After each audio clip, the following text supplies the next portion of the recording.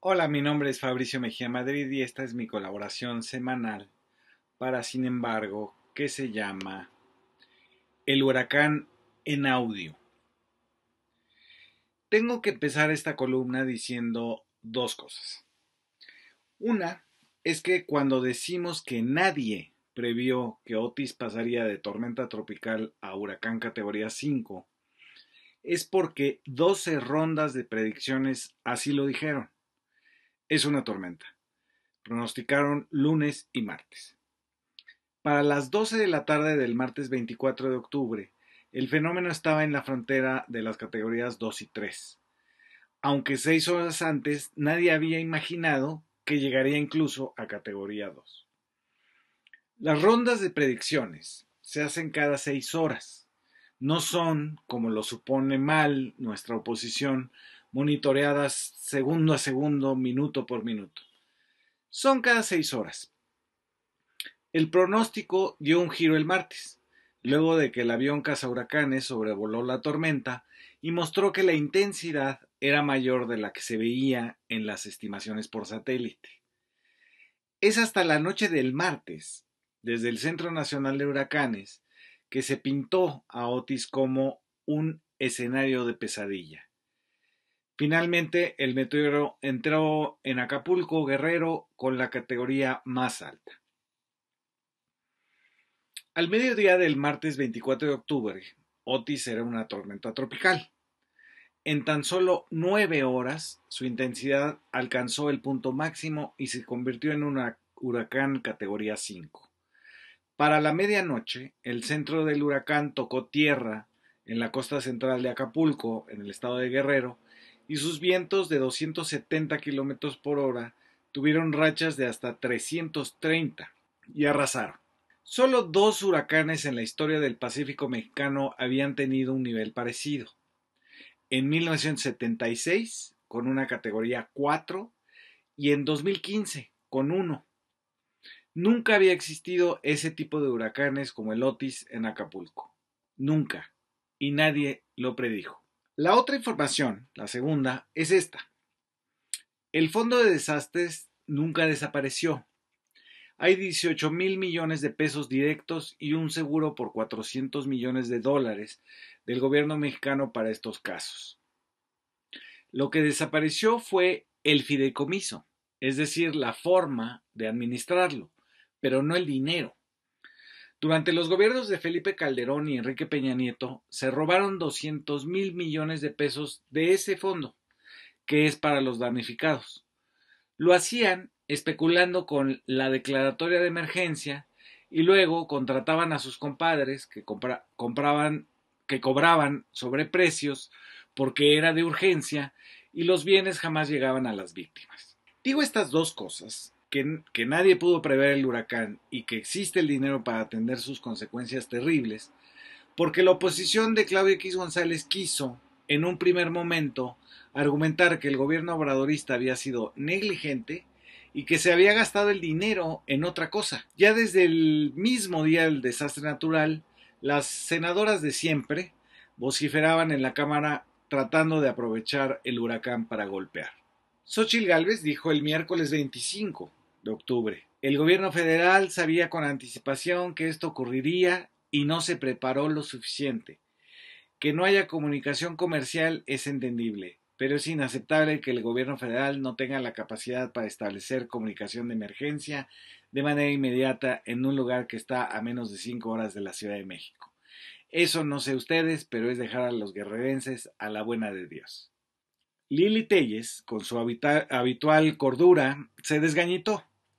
La hora llegó al presidente de la República de pagar por haber desaparecido el Fonden.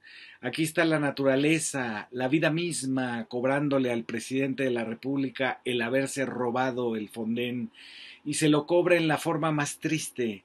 Lo pagan los ciudadanos perdiendo todo lo que tenían, perdiendo la salud ante la indiferencia y la insensibilidad de todos ustedes que se robaron el Fonden para meter ese dinero al Tren Maya. Claro que son culpables los de Morena, no solo se robaron el Fonden, también en lugar de haber seguido los protocolos para evacuar a la población. Se quedaron sentados en Palacio Nacional como si nada pasara. ¿Por qué hasta ahora van corriendo a ayudar? ¿Por qué no lo hicieron desde ayer, desde antier? Dice que ya se sabía que se avecinaba esto. Todo parecía normal. A las senadoras le siguió el otro poder sometido por Claudio X González y el PRI, el Poder Judicial. Aquí el tema no era el dinero ni las predicciones matemáticas, sino que no estaban dejando pasar la ayuda espontánea de los ciudadanos hacia Acapulco. Eso lo inventó José Ramón Cosío, el del litigio estratégico de la organización de Claudio, y se preguntó abismado en su cuenta de Twitter, ¿qué autoridad y mediante qué norma jurídica ha establecido alguna limitación constitucionalmente válida para que la ayuda social no pueda ser llevada a Guerrero? Su comentario y el amparo que presentó su grupo en el Juzgado 17 de Amparo de la Ciudad de México para quien, cito, la sociedad civil, así con mayúsculas, como la que preside la diputada panista Ana Lucía Medina, pueda entregar comida, víveres y ayuda a Acapulco y no puedan ser detenidos. ¿Por qué asumía el abogado que necesitaban un amparo? Porque habían generado unas horas antes un comunicado falso de la Cruz Roja Mexicana en el que acusaban al gobierno de detener toda la ayuda en Chilpancingo. La Cruz Roja lo desmintió, pero igual salieron los amparos, protegiendo a una inexistente sociedad civil que era detenida arbitrariamente rumbo a Acapulco. Así estaban y ahí estaban los opositores de siempre, usando falsificaciones y mentiras burdas. Xochitl, Lili, Ramón Cosío. Faltaba el poder mediático, entregado a tratar de doblegar a quien será la próxima presidenta de México, con sus campañas contra Hugo López-Gatell, los libros de texto gratuitos de la educación pública y la evasión de impuestos. No dejo de pensar en lo siguiente. Justo lo que tiene el Fondo de Desastres, 18,000 millones, es tan solo una parte de los 21,000 millones que Ricardo Salinas Pliego, el dueño de TV Azteca, nos deben impuestos atrasados. Mientras veíamos a los dos Méxicos, el de las víctimas del huracán en las serranías de la bahía de Acapulco, los pobres en el supuesto paraíso, a quienes tan bien retrató Ricardo Garibay, y el de los ricos que asistían a la Fórmula 1 en la Ciudad de México con precios de 120,000 pesos por entrada. Entre ellos, el ministro Pérez Dayán. Los medios comenzaron con Lore de Mola, conductor del canal de Roberto Madrazo. Aseguró, igual que sus contrapartes en el Senado, que el presidente, porque para Loret el universo es el presidente, o el presidente es el universo, no avisó lo que se avecinaba para Guerrero. Como sabemos, no había manera de que eso ocurriera, pero Loret vociferó como siempre, que si el presidente debió tomar un helicóptero y no hacer un show en la autopista desgajada, cuando todos los demás sabemos que fue a organizar el destrave de esa carretera sin la cual la ayuda no podría llegar. López Dóriga, por su parte, publicó una foto de 2019 en el municipio de Catepec, donde se ve a unas personas sacando agua con cubetas, asegurando que se trataba de Acapulco y de la tecnología de punta del plan de N3. Luego, el director de Excelsior reeditó una grabación en un retén diciendo que era un militar asaltando solidarios automovilistas en la autopista del Sol. La Secretaría de Seguridad lo desmintió. Dijo la Secretaría: este video no es Chilpancingo, es Aguascalientes en septiembre pasado. Por ese hecho se impuso la sanción correspondiente a los elementos participantes. Javier Alatorre en TV Azteca. Hay mucha confusión ante la falta de una autoridad que pueda contener la rapiña, que pueda darle seguimiento a los lesionados. Guerrero es un estado de una fragilidad absoluta, presa de grupos del crimen organizado y ahora golpeado por un potente huracán. León Krause, saliendo de California, se dio cuenta de lo mismo. Desde ayer, el día de ayer que llegamos a Acapulco, miles de personas en distintos tipos de saqueos, la minoría saqueando tiendas de electrodomésticos, una concesionaria de camionetas. Las televisoras estaban en lo suyo, castigar a los necesitados llamándoles rapiña, y en la versión de TV Azteca ya crimen organizado. Como si nunca hubieran vivido un huracán, se sorprendían de que no hubiera luz o señal de celulares. Estaban anonadados por cómo se puede robar cuando no se tiene lo básico. El mensaje era el mismo de siempre. No hay orden, falta de autoridad, el Estado es fallido. Hasta ahí los tres poderes de siempre, en el Congreso, el judicial y el mediático, estaban actuando como se esperaba, con amarillismo para resaltar la negligencia del gobierno, que en este caso tenía representantes de Morena en los tres niveles, municipal, estatal y federal. Pero hubo esta vez un cuarto elemento que se puso en juego, el WhatsApp. Por ahí empezó una operación masiva para viralizar un audio de un señor, Omar Flores Juárez, que se presenta como inquilino del 401. El lugar es Torre Cronos, en Pichiningüe, Acapulco. El audio está hecho para sus vecinos y comienza con una declaración inicial. Es la tarde más horrible de mi vida.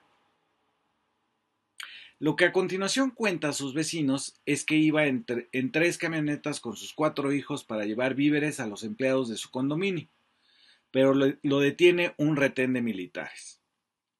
En ese momento del audio, Omar Flores hace una pausa para explicarle a un mesero que ya no quiere más hielo. Lo dice porque sabe que más adelante contará que lo golpearon en la boca y que una parte de su audiencia se preguntará cómo es que puede hablar para hacer esta grabación. Lo tiene todo calculado. Al menos eso sí, porque lo demás es como una acumulación de tragedias propias de una telenovela. Los militares lo paran, lo golpean, lo esposan, a sus hijos también, a otro le bajan los pantalones, abusan de 3 señoras que están al lado, le roban su reloj y el anillo de bodas, pero las llantas de refacción, el gato y la llave de cruz, las tarjetas y 11,000 pesos en efectivo. En algún momento los soldados le disparan a un coche que pasa y todo es muy aterrador. Según él, había detenidos más de 80 coches que iban a ser robados por esos soldados. 80. Eso dice Omar Flores. Al final, fingiendo que su hijo le está pidiendo el teléfono para hablar, él deja su mensaje claro.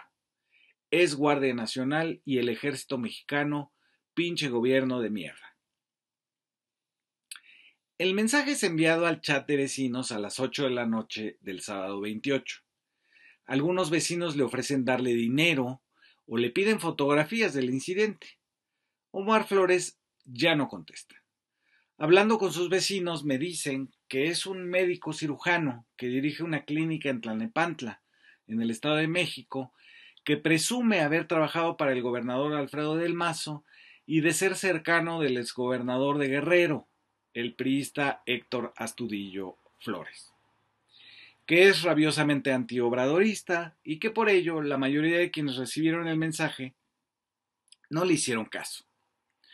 Pero lo que me interesa aquí es pensar cómo es posible que un chat de vecinos de un condominio de clase media alta en Acapulco se viralice de tal forma que yo recibí ese audio con distintos cortes de 4 personas distintas.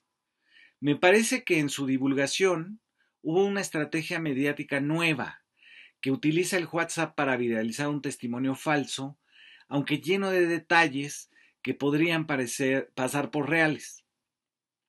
Me parece que se puso a trabajar una maquinaria de viralización que no habíamos conocido ni cuando Penilei Ramírez de Univisión aseguró que la vacuna china era agua. Fue inédito el despliegue que se le dio a este audio y ahí es donde ubico al nuevo jugador de las campañas de desinformación. El audio tiene todos los elementos de una campaña política de desinformación. Apela al miedo como emoción principal. La narración se da en el contexto de un hecho real, es decir, el huracán. Contiene detalles como el del hielo o del calor de la cajuela del auto cuando lo estaban esposando, que hace que no nos fijemos en otros detalles que faltan. Los nombres que todo uniformado lleva escrito en el uniforme, las placas de los supuestos jeeps y un error del señor Omar. Nadie dice mi cabrón. Fluye con fuerza por las plataformas y consigue su objetivo, que no es que creamos que es verdad, sino que dudemos de si es mentira. Eso genera en el público una sensación de desorden, de que todo es ya posible, de que no hay quien ponga orden. Ese es el mensaje del audio del doctor Flores, que México es un país sin gobernantes, a las expensas de criminales uniformados como militares. Y al menos por unas horas, esa campaña de desinformación prosperó. Luego fue desmentida porque no existe una sola denuncia levantada por ninguno de los 80 automovilistas que fueron robados y vejados. No hay fotografías ni otros testimonios que, alentados por este primero, se atrevieran a seguirlo. Es una falsificación alimentada por un huracán de odio que ve en cualquier desastre natural la posibilidad de imputárselo al obradorismo. Pero lo preocupante fue quiénes lo hicieron llegar a millones en unas cuantas horas. Esa es una incógnita que no tardaremos hasta el 2024 para despejar. Muchas gracias por escucharme.